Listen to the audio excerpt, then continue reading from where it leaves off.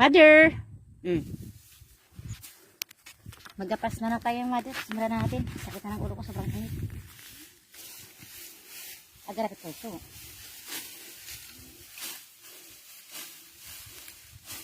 Tadi ako lagi, mas kita din.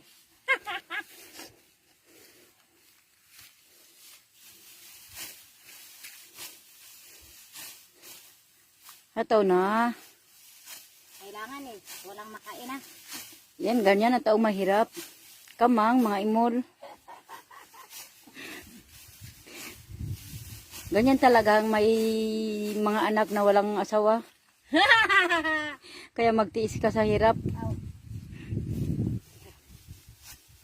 Kita mo yan? Kita mo yan. Ngayon, nanggagapasan ka na.